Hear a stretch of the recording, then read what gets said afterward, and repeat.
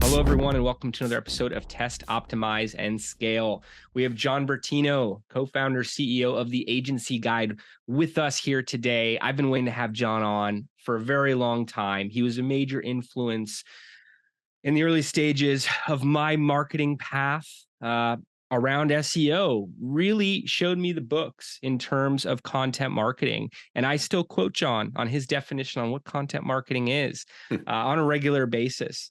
So we've had the opportunity to work together in various capacities over the years. He's going to be able to talk to us about the Agency Guide and all of the different founders, agencies they get to work with, as well as cutting edge SEO tactics. John, thanks for taking the time to join today. Awesome, Jay. Stoked to be here. Thanks for having me on. Of course.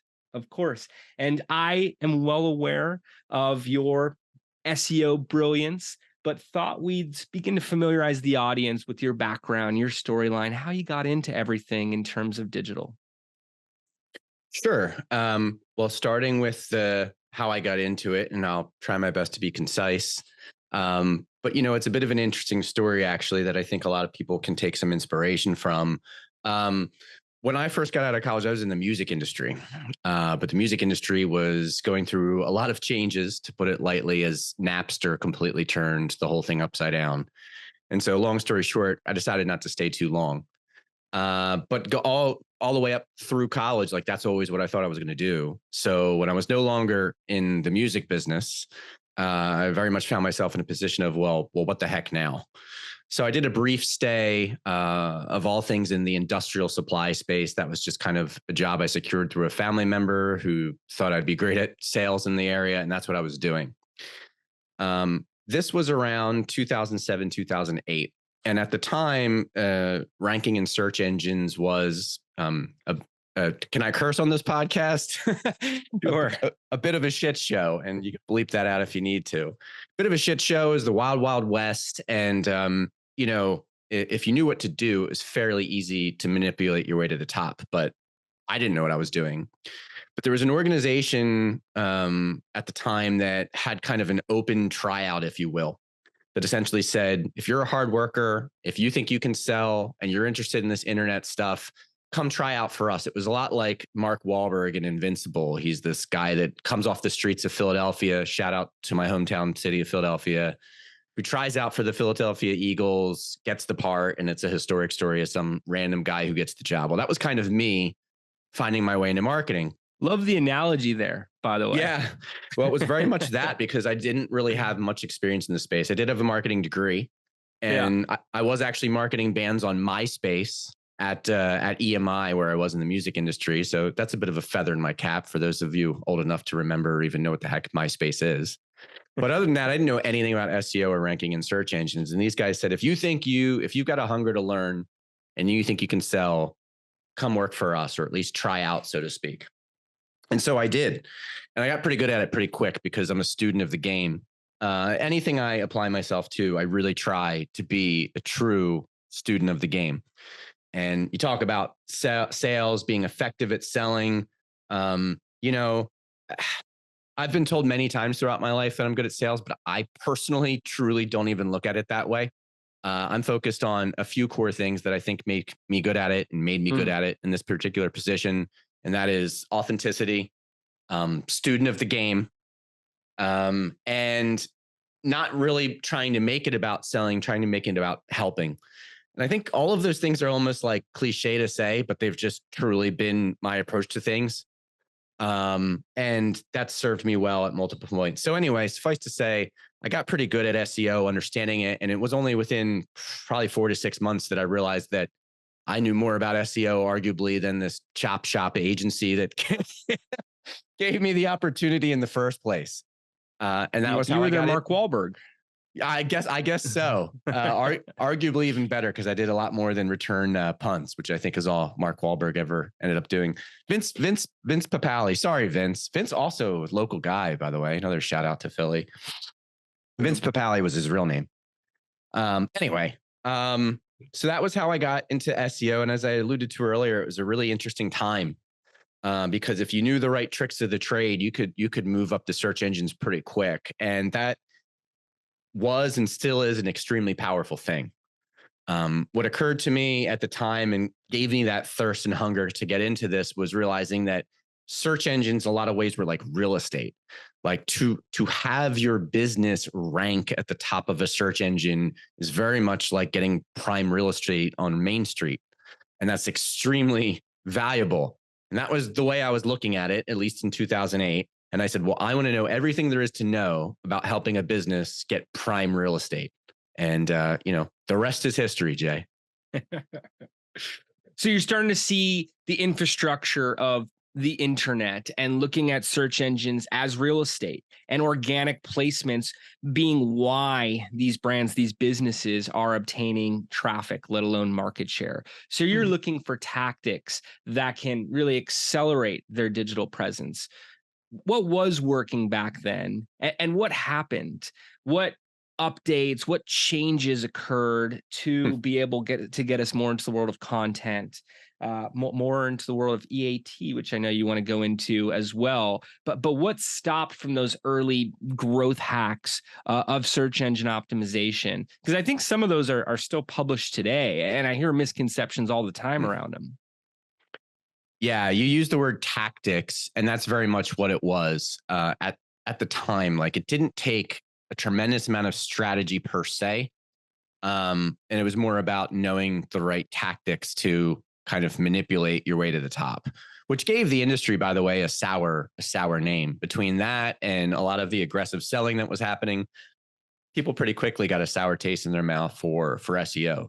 Mm-hmm. But in a lot of ways, that was and is unfortunate, because that doesn't make it any less important or valuable. Feel about it what you will. Again, ranking at the top of a search engine can be, and typically is, extremely valuable. Yeah. So yeah, very much was about tactics. So yeah, to try to take a very complex and dynamic history and truncate it into a couple minutes. In the early days, it was very much about link schemes. Manipulative link schemes, and to some extent, manipulative on-site tactics to help you get to the top. And I suppose I should probably define those things, at least loosely, for your listeners who might have no idea what the heck I'm talking about. So bear with me as I take a 60-second detour. Okay. When it comes to ranking in search engines, certainly now, and to some extent back in the 2008, 2009, 2010 time period, there is, and was hundreds of variables that go into that. But you can really distill those hundreds of variables into a few core and relatively neat buckets. And I don't think enough search marketers or content marketers are talking in these terms, and they should. So if this is new to you, listen up. Again, hundreds of variables that I think can be distilled down into about 4 key areas. First is technical on-page SEO and site crawling, which is the most difficult thing to explain or define quickly. So hold that thought. But technical site crawling. 2, the content on the site, putting the right words in the right places, and the breadth and depth in which you cover certain subject matter throughout the site. Third key area of SEO is user experience. It's probably the least discussed, least acknowledged aspect of SEO. And that's unfortunate, because it's probably the area that's gaining the most in importance. By user experience, I essentially mean, when someone lands on your site, can they find what they're looking for? Also sometimes referred to as information architecture. Is the site cluttered? Is it easy to navigate? Is it, essentially quick and easy to accomplish what it is you're there to accomplish? That's user experience in a nutshell. Third bucket. And fourth bucket, authority. And this is an interesting one. This is an important one. This is where I spent a lot of focus in my career. Authority, if I were to dumb it down into just a sentence or two, is who links to you? What third-party websites acknowledge your existence and to an extent acknowledge your importance? So again, those buckets were crawling your site. And to quickly define that, that's when a search engine lands on your site. Can its crawlers on the back end collect all the information they're trying to collect about you? And similar to user experience, this is almost like crawler experience. How quickly can they get that information? How easy it is for them to compartmentalize that information? A lot of other technical things that go into helping the crawlers have an enjoyable and more so efficient experience on your site. Bucket 2, relevancy, content, keywords, all that stuff.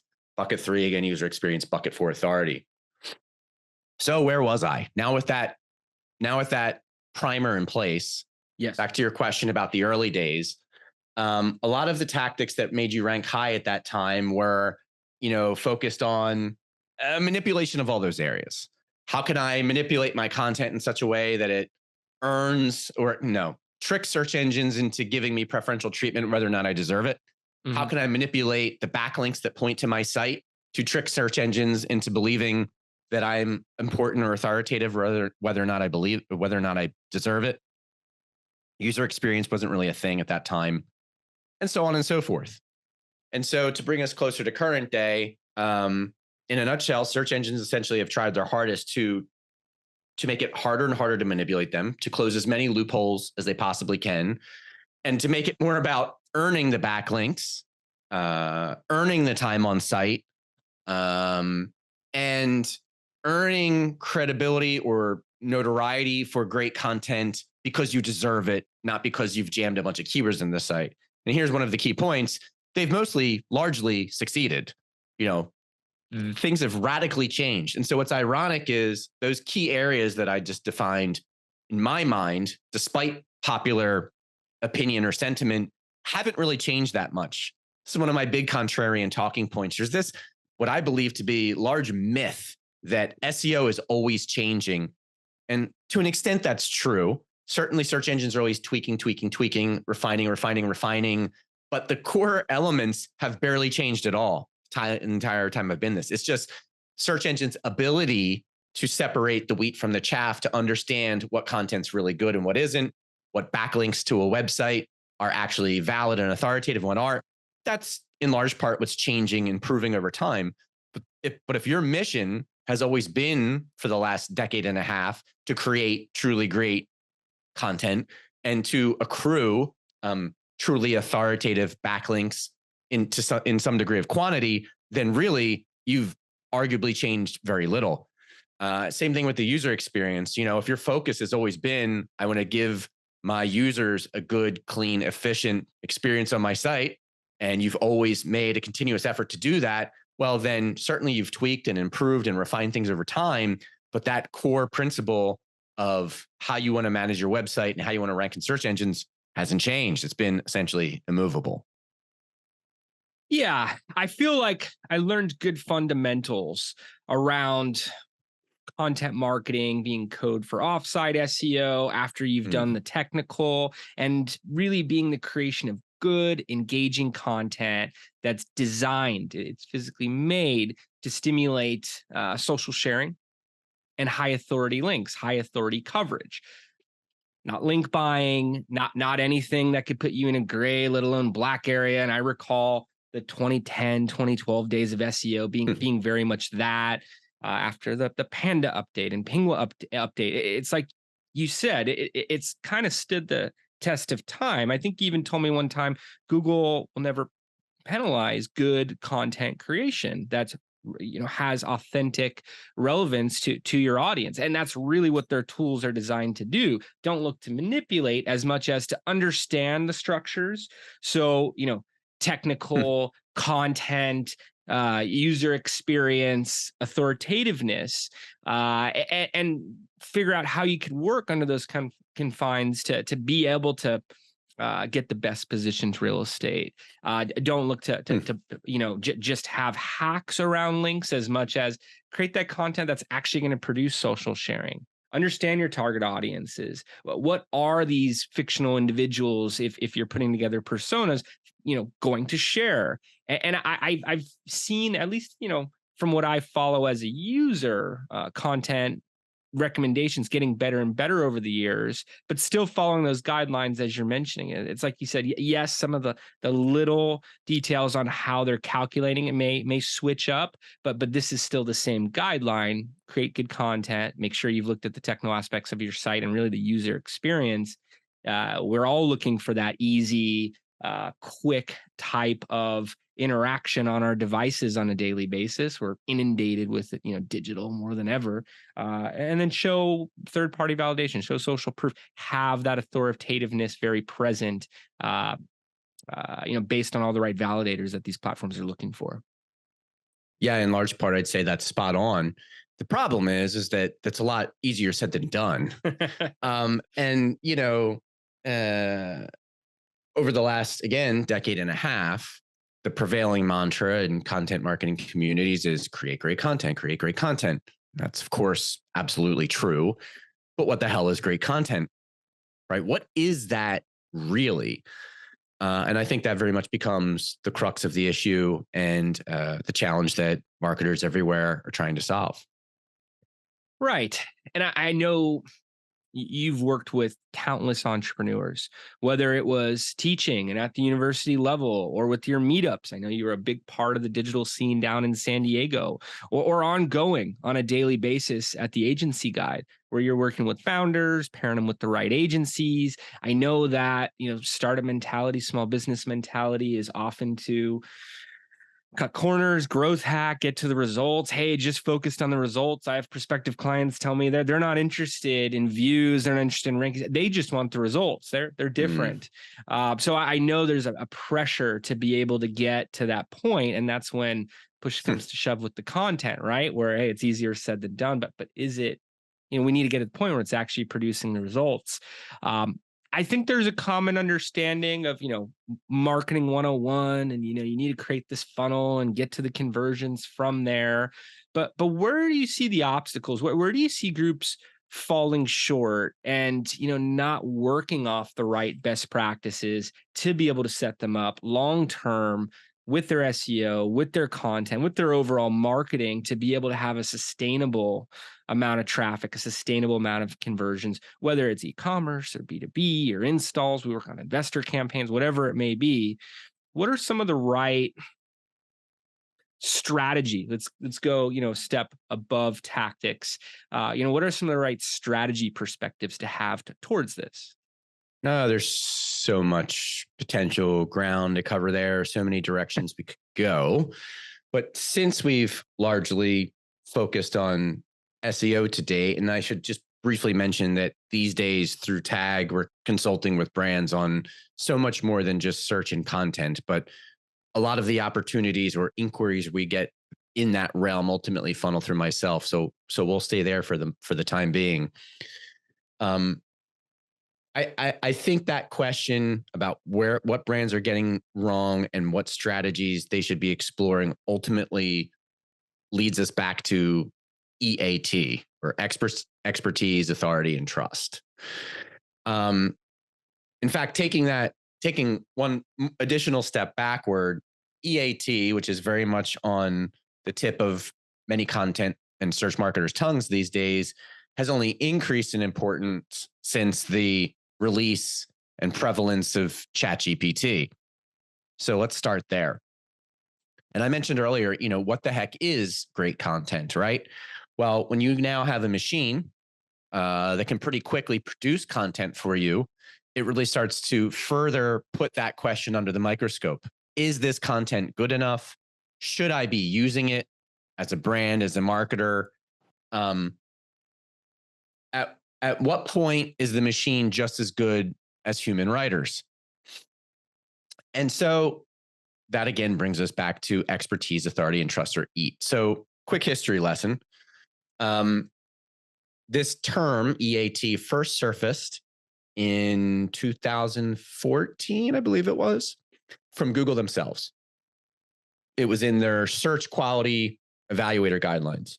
So as much as Google tries to solve most of these quality considerations for content algorithmically, they do in fact have a fairly large team of actual humans, referred to as search quality evaluators, that are aiding the algorithm in improving its accuracy for spotting great content and identifying what that is. And so in the handbook, so to speak, given to these evaluators to help them identify what is or isn't good content, this acronym of EAT started to surface again, I think mid 2014, 2015 area. It again stands for expertise, authority, and trust. And some marketers these days are also referring to it as experience, expertise, authority, and trust to also kind of highlight first person experience. And I don't mean user experience here. I mean the experience of the author, right?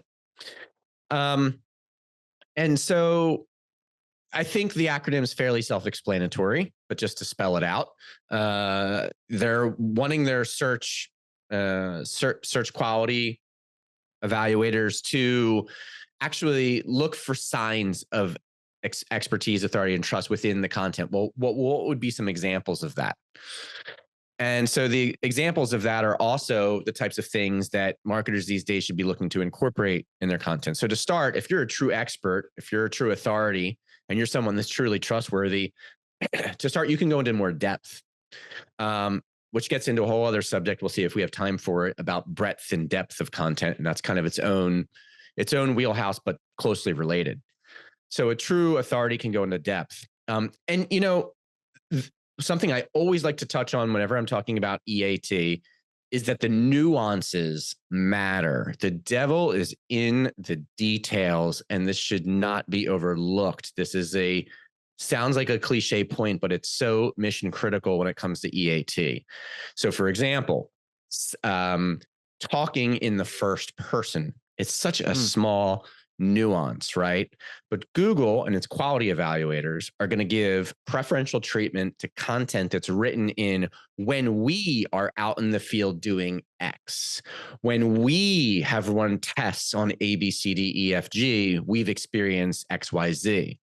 In our testing, in our experience, what we've realized through recent analysis versus it is said that you should do this. It is said that you should do that. Best practices would warrant X. You know, leaders in the space suggest ABC. Change that language if you can to when we are doing this. Again, nuances. This is so small and yet oddly enough, so critical. And demonstrate his experience. I mean, it just quite literally says we have done this. And that small change in the language is something that they're looking for, whether it be algorithmically or through human evaluators, to show that you have real expertise, authority, and trust. But I've got several more examples of this.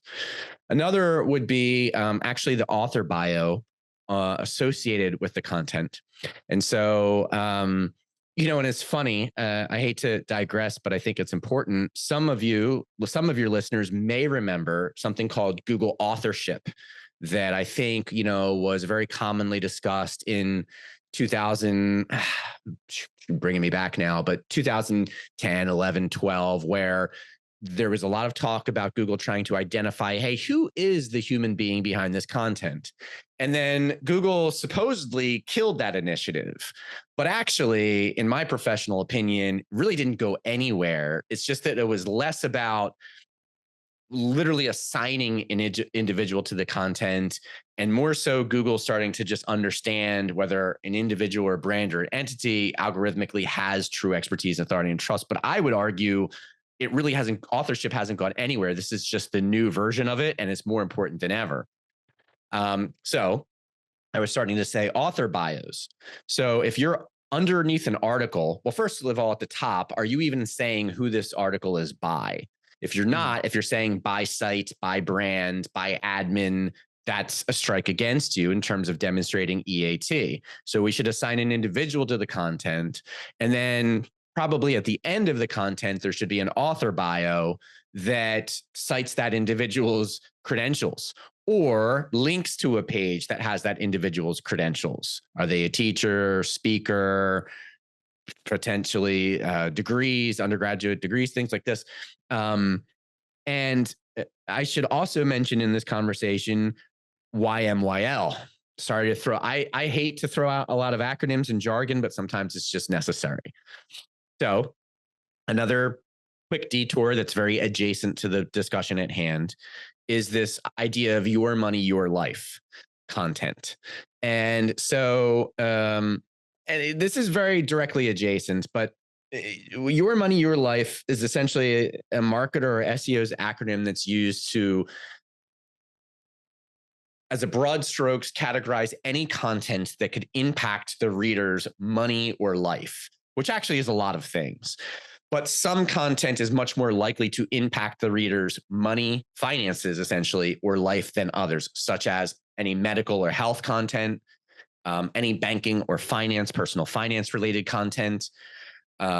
But then you could argue that a lot of business advice impacts the reader's finances. A lot of, I don't know, mental health advice is certainly still, it's just as much health as physical health, right? Oh, yeah. And so a lot of content arguably could fall under this. And so Google, since 2018, has been very focused on being much more specific at how they rank sites that affect the reader's finances or money or their life.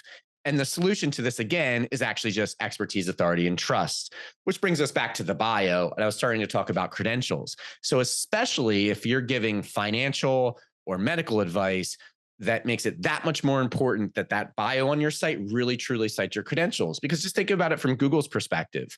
Do they want to rank the articles at the top that are talking about cardiology or personal finance from Joe Schmo, who just says, I'm an expert on this subject? Or they want to rank the articles from true doctors or true, financial professionals? The answer is obvious there. So the bios, the first person experience, it's even been said that, and this brings us back to ChatGPT, some language that demonstrates true human empathy and emotion. And so this is saying, like, rather than writing like a robot, like a ChatGPT, when you're talking through your personal experience, actually sprinkling in some kind of personal anecdotes or personal analysis or sentiment towards what is being discussed, Yes. which probably gives people some pause to think to do that. But, maybe even saying something to the effect of, when we're providing advice to a customer on how to manage their personal financial portfolio, we've seen disastrous advice stemming from, certain less ethical blogs that have ruined households and household finances. And, that's just a crying shame. And it kills us to see these types of things. I'm a bit struggling to illustrate the point with the metaphor, but I think you understand nonetheless. Providing some human emotion and human analysis that demonstrates an emotional capacity to process the pros, cons, risks, et cetera, are nuances that the algorithms are picking up. So if I sound like I'm rambling about a bunch of really strange things that, why would this be important for my business? Let's all tie it together now. The devil is in the details. The nuances of the content are really important. Algorithmically, the search engines are trying desperately, especially the rise of ChatGPT, to identify these types of nuances and are rewarding businesses accordingly. And let's not forget that those businesses being rewarded are ranking higher, and ranking higher is securing prime real estate, and that prime real estate affects your bottom line. Now, how fast are these algorithms being updated? Because in many respects, it goes back to, content is king, good authoritative content, but you're adding more of these nuances. So I love the recommendation of write in first person. It goes further. Be able to talk about who the author is, even if it's a link somewhere else, which can almost feel repetitive, or just, hey, this is something we place at the bottom of every article. We do a monthly webinar. I don't know how far to go with my bio every time, but I feel part of it is necessary to show why the information matters, where this background, where these findings come from. And then being able to show empathy, being able to really show emotion. It almost sounds like you could figure some of this stuff out by accident and realize, hey, this article is ranking better than this other one that I did. Or you can be up on the latest trends. How often is Google, how often are these other search engines changing their grading system? Oh, well, it's a good question, but these days the answer is constantly. The algorithms are constantly being tweaked. And, it is actually a plural thing, algorithms. There's a misconception out there that it's one algorithm, but really it's algorithms layered on algorithms. But at the end of the day, their mission is fairly straightforward. And it's all of those things, more or less those things that we've talked about so far. Rank the most quality content, rank the most authoritative content. But what is quality? What is authority? We've touched on the authority piece a lot.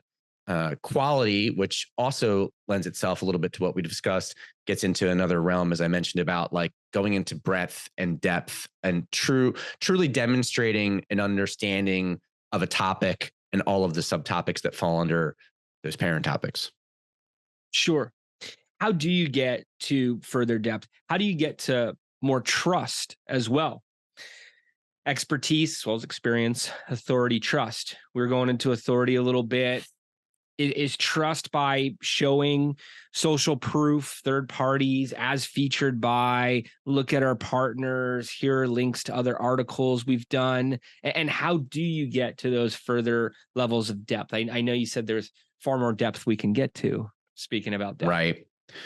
Well, as it relates to depth, I think the key is great keyword research, which is classical SEO speak for doing your research using the classical SEO tools such as SEMrush or Moz or Ahrefs to understand what people are asking about, what types of answers or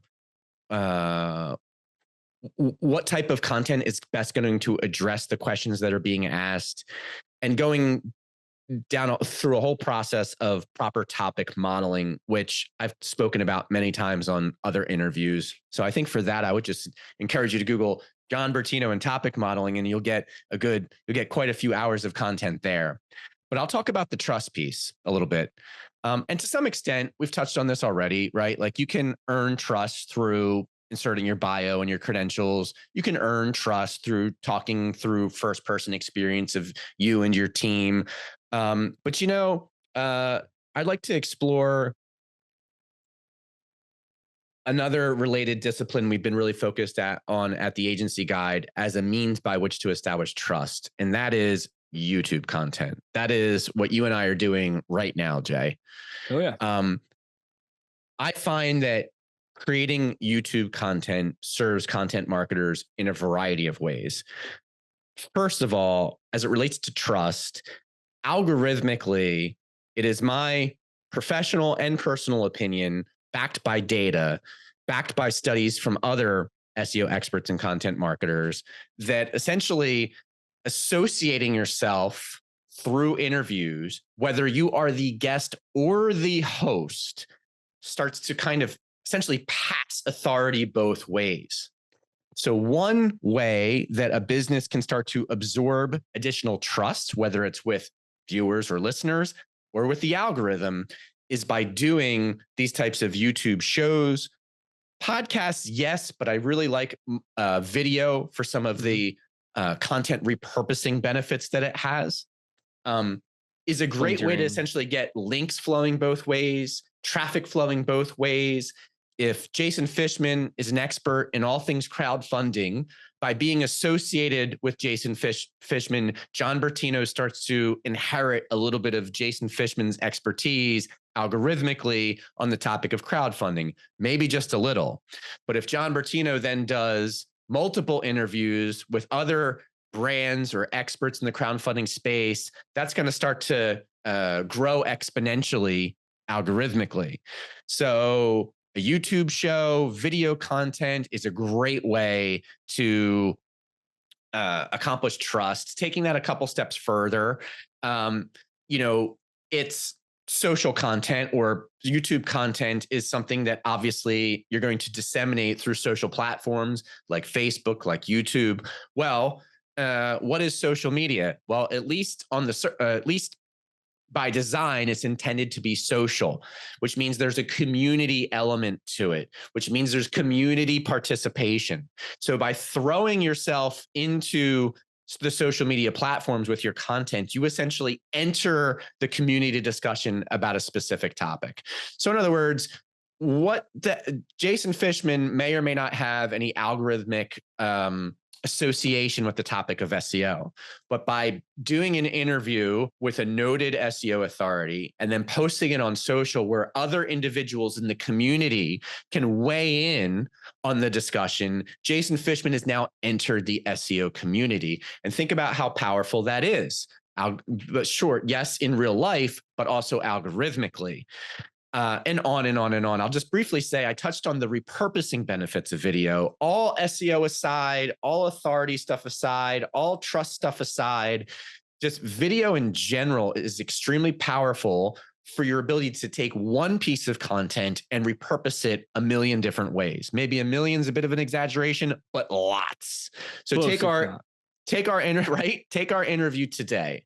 We can do screenshots with quotes of things we said, paste it on top, and then we've got awesome quote graphics that aren't just words, but they also have a picture behind them. We can take snippets of what we discussed today and turn them into teaser content on social. We can take 30-second cuts of what we did today, 5-minute cuts of what we did today, 20-minute cuts of what we did today. We can put the 20-minute cut on a standalone video on YouTube. We can put the 5-minute cut, on Instagram, and we can put the 30-second cut as a teaser on LinkedIn or what have you. And I could probably rattle off 20 different examples. Actually, I want to give one more example because this is a really powerful strategy we're using right now at the Agency Guide. That's my company. I don't even know if I've mentioned that yet. That brings almost our entire conversation together. So on my podcast, the Niche Marketing Podcast, or YouTube show, really, it's a video show. We interview experts in different niches of marketing, and we usually interview multiple experts within a niche. That, as I already mentioned, gives us tremendous amount of long form content that can be chopped up a million different ways. Great. We then aggregate that content, pull out some of the best insights from those multiple experts. Keep in mind now the relationships and connections we're creating with other experts in the space, which, as we've already discussed, algorithmically works wonders. And then we're building long form pieces of authoritative content on how to market within that niche, which pulls in the expertise of noted experts in the space. We layer our own expertise on top of it. And now we've got depth. If and when we create supporting articles to go with that long form content, we've got breadth. We've got short form. We've got long form. We've got backlinks. We've got internal links. We've got great user experience in those posts, and on and on and on. And it checks almost every box, but it wouldn't be possible without the video content. 1000%. And once you get in the right systems to produce this video content and then repurpose for articles and social, and they'll point out in your email, once you have a good flow of here's how we're going to get guests in, here's how we're going to co-promote, here's how we could use it for partnerships and for all different things offline, it begins to feel easier and easier, and you're getting into that depth. You're adding it to the breadth further and further. We've seen it firsthand. We've been working on it with brands as well. And I love the level of detail, devil in the details, that you were able to break it down into there.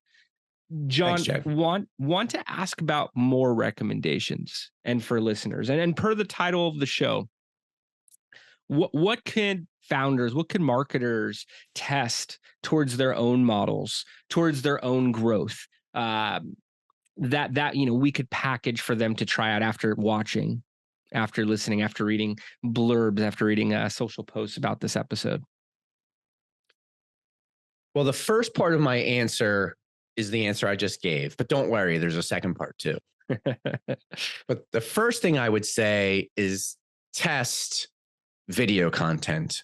But I can already tell you the answer. You're going to find benefit out of it one way or another, because there's so many different ways to extract benefit from video content. Okay. The second thing I'm going to say, because, I need to take a step back, Jay, and give some context to the listeners about what the hell it is I do for a living, because it plays in here. So bear with me. And this is not just a plug, everybody. I want to give some context, because those that know me know that my middle name should be Context. It should be John Context Bertino. I like to give a lot of context. So, and rightfully so. Well, the context is context. Gary V once said, "Content is king, but context is queen, and she wears the pants." That's a Gary V right there. Thank you, Gary. Love you, man. And now you're connected to Gary V. That's right. Let's just absorb all that More Gary V connections. authority. I'm working on it. Yes. I'm working on it. So professionally, we've got a pretty unique model here at Tag. Again, I promise this is relevant. We're like a marketing agency matchmaking firm or entity. So there's a handful of Tag consultants on my team, Tag being an acronym for the agency guide. Each one of us has at least 15, if not 20 years of experience behind us. We consult with brands for free on what marketing channels to select, how much to invest, and ultimately, when we're aligned, on who they should invest with. And then we'll introduce them to marketing agencies we vetted, that we represent, that we think are a phenomenal fit for their needs. Why do I bring this up? Because when we talk about, since we're not the marketing agency, we are a consultancy that consults for free, that represents marketing agencies. That allows us to be extremely objective. You can get objective insight and guidance from us, like, as far as I'm concerned, like from no one else, from nowhere else.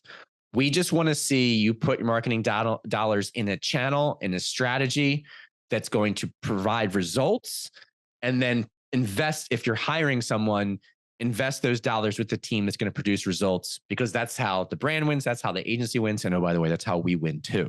So we're quite literally incentivized to do that. Now, why is that relevant? Because you said, what are some things I think founders should test? And on this point, I often like to look at things a little bit contrarian, a little bit different than a lot of other marketers out there. And so I'm going to maybe surprise some folks when I say PR. I feel like PR is like the whipping boy of the marketing universe. It's yet again another area that has left a lot of people with a sour taste.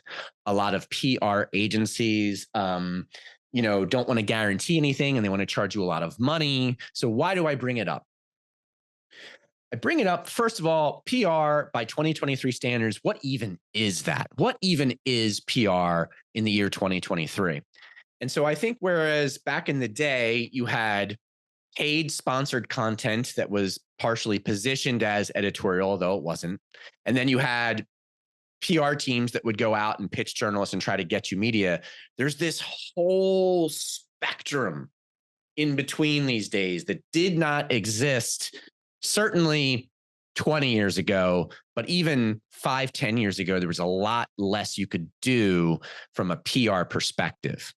Now, when you look at all the marketing channels, okay, earned media, which is essentially what you would hire a PR or a communications firm to get for you, is earned visibility, earned recognition, right?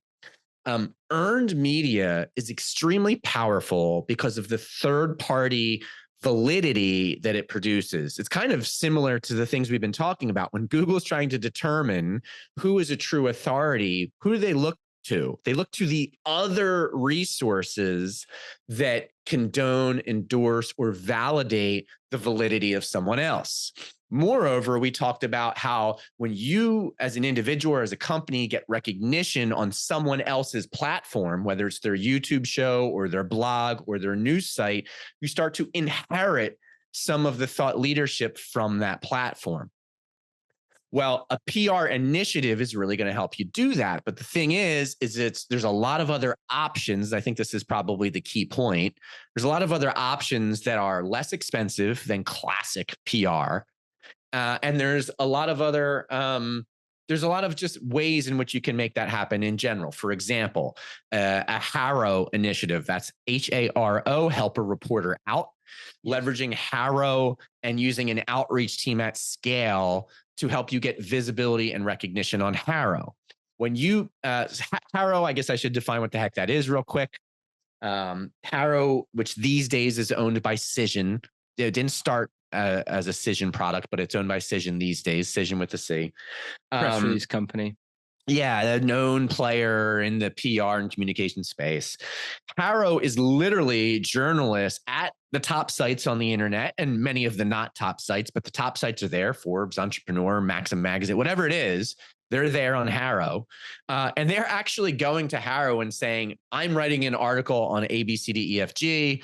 I want an expert that knows this space. Can you help me out? Now, make no mistake, HARO is not easy. It's a numbers game. There's a lot of people trying to get included in stories, but it's just one example that if you bring on a PR company, a communications expert team that can help you specifically at Harrow, it's a lot less expensive than traditional PR and can really help you break into some of those major sites. And this is another key point here, if you marry it with the YouTube strategy and the video content strategy we talked about earlier, it has exponential gains. So now you've got essentially some of the best sites on the web linking to your YouTube content, validating the validity or authoritativeness of that content, which drives your SEO rankings, and on and on and on and on and on. I'll give you one more example of new school PR that didn't even exist, call it 10 years ago.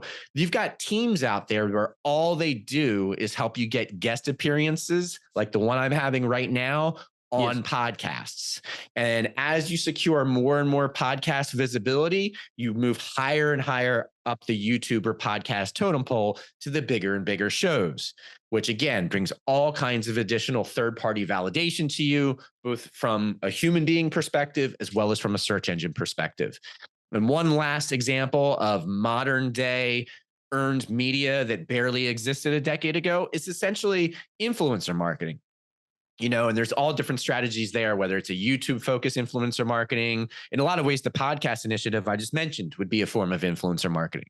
But if you sell a CPG, you're doing your classic influencer marketing with like Instagram or TikTok celebrities, so on and so forth. There's just so many additional options and gray area on that earned media spectrum that didn't exist. Do more earned media and marry it with a multimedia content initiative, and I promise you will win. But if you're not sure what teams to use or who to hire, that's when you call me. And definitely recommend listeners, viewers to do so. John, what about the calls you get when it's not working? When they're submitting to help a reporter out and not hearing back? When they're reaching out to podcasts, maybe they haven't hired a booking service, and there's some great ones out there that are excellent at making connections, and it's not landing. The influencers, the rate cards are too high. They're not getting any organic relationships out of it, or even back to the SEO tactics. And in the eyes of Google, the expertise, authority, and trust are not turning into better and better real estate over time. How do you go back to the drawing board? How do you pivot? How do you optimize the content strategy, the overall marketing strategy, and the day-to-day tactics to be able to manage to a point of effectiveness? And I think this is what separates the biggest brands in the space from their competitors, how they're able to get that market share. I find that it doesn't normally happen right out of the gate as much as a continued optimization process. Sure. Well, first of all, fielding calls about things not working is essentially what I do every day for a living, because that's usually when I'm getting contacted, is when things aren't working and brands need a better, more reliable solution. Good for listeners to hear. Yeah. The next thing that comes to mind is, again, I'll use the O word, objectivity, is if you're taking advice, you have to be careful about taking advice from your contracted marketing solution, whether it's an agency or freelance, whatever it is, if they only do one or two things well. Now, make no mistake, I think it's good to work with a niche agency, whether it's in terms of industry vertical or service offering where they just do one or two things really well. I think that's a good thing. However, the brand on the other side of that discussion, the other side of that relationship, needs to be really careful about taking the advice on how to pivot their strategy when they're getting it from a resource that really only focuses on doing one or two things. So again, that's not a knock on the agency or the freelancer. It's just kind of putting things in context. So you really need to look at things objectively and zoom out and say, is this what I should even be doing? So as much as at a high level, I say, look, multimedia, specifically video content, is a fantastic way to win, and earned media deserves another look. And how much attention are you paying to earned media right now? There's a lot of ways to win there. Doesn't necessarily mean that those two things are going to work for every brand in every situation, every time. at every stage of their current kind of life cycle and journey. So someone needs to be looking at things objectively, which is the key, to say, okay, based on your budget, based on who your clients are, based on the systems you do or don't have in place, based on the resources you do or do not have in-house, excuse me, this is what makes the most sense for you. So there's certainly no broad strokes advice I could give because every situation is going to be different. But you need objectivity, you need clarity on some of those things I just mentioned, who you service, who you're the best fit for, what your unique value proposition is. There's another piece of jargon that I think makes people roll their eyes. Oh, they're UVP. That's the oldest trick in the book. But if you're not clear on what your unique value proposition is, you've got a bit of a problem. And honestly, the only way to overcome that, there really is no way to overcome a lack of a unique value proposition. However, if there were one, it's actually branding, which we'll have to save for the next episode, Jay, when hopefully you have me on or I have you on my show or whatever it is. But we can leave your listeners with this. If you're not sure how you're clearly better or provide value over and above the competitors, or you have a tremendous amount of competitors, like let's say you say service, but you've got half of your competitors are saying the exact same thing. We have the best service.